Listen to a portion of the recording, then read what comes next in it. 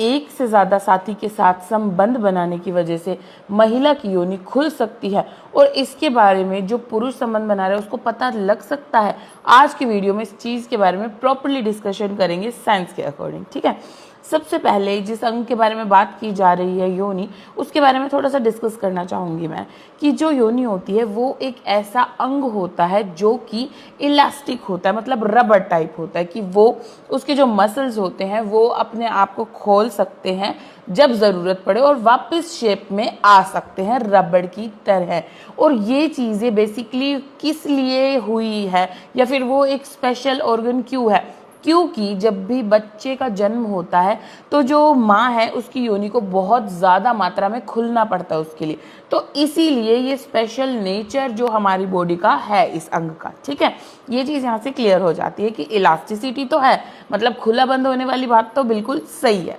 ठीक है। अभी बात आती है कि क्या संबंध बनाना या ये सब चीज़ें कोई कारण है, तो यहाँ पर मैं बोलना चाहूँगी साफ ना। संबंध बनाना इसका कारण नहीं हो सकता, चाहे एक साथी हो, चाहे बहुत सारे साथी हो, चाहे कुछ भी हो, संबंध बनाने से जो योनि है ना खुलती है और ना ही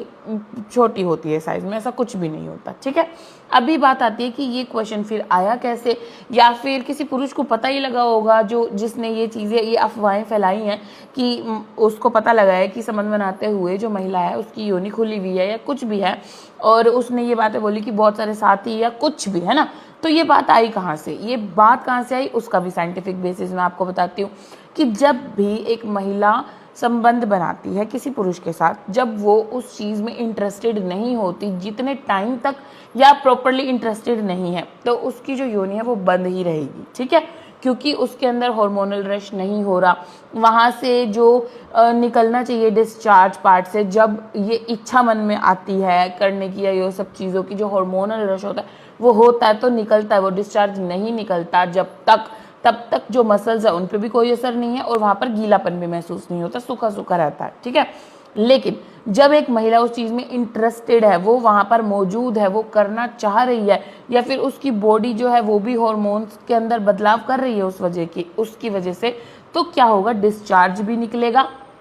और जो ये मसल्स है ना ये अपने आप को थोड़ा लूज कर देते हैं ताकि जो प्रोसेस है, वो प्रक्रिया है, वो नेचुरली थोड़ी स्मूथ हो जाए। और ये भी बॉडी का नेचुरल रिस्पॉन्स है, महिला कुछ खुद की मर्जी से उस वक्त नहीं कर रही होती। तो इस चीज़ को ये गलत समझ लेते हैं पुरुष कि बहुत ज़्यादा संबंध बनाया या खुल रही है या ये सब कुछ, ठीक है। अगर वो बहुत ज़्यादा बंद है और सूखापन है वहाँ पर, तो मतलब कि वो आप में इंटरेस्टेड नहीं है या तो फिर कोई प्रॉब्लम है। तो जो खुलना या फिर गीलापन महसूस होना वो एक नेचुरल रिस्पॉन्स है जो कि होना चाहिए, ठीक है। तो ये अगर सोच के आपने ये मिथ बनाया या ये विचार बनाया तो ये बिल्कुल गलत है, ऐसा नहीं होता। अब मैं आपको बताती हूँ कि कुछ ऐसे कारण होते हैं हमारी लाइफ में, हमारी ज़िंदगी में, जिसकी वजह से ये सच में खुलना जो है ये चीज़ होती है। तो कब कब होती है, वो रीजंस है, एक तो हार्मोन की दिक्कत हो, किसी के अंदर हार्मोनल चेंजेस में कुछ इशू हो, ठीक है, तो वो एक बहुत बड़ा इसका कारण होता है,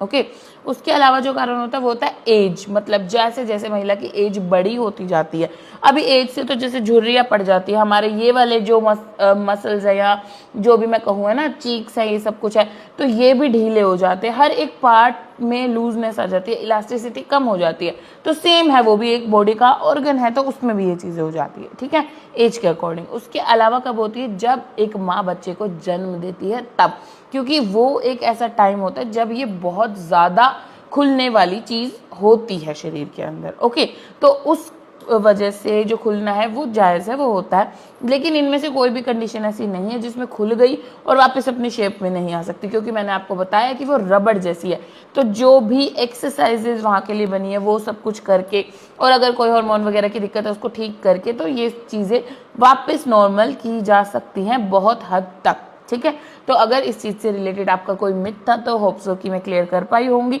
इसके अलावा अगर आपने भी कुछ अटपटी चीज़ें सुनी हैं या फिर कुछ ऐसी चीज़ें जिसको आप सच मानते हैं लेकिन उसका कोई बेसिस नहीं पता और जानना चाहते हैं कि वो सच्ची में सच है या नहीं, तो कमेंट सेक्शन में ज़रूर छोड़ना, तभी तो मैं आपके डाउट को क्लियर करने के लिए नेक्स्ट वीडियो बनाऊंगी, है ना। तो वीडियो को अंत तक देखने के लिए आपका धन्यवाद। Please stay tuned.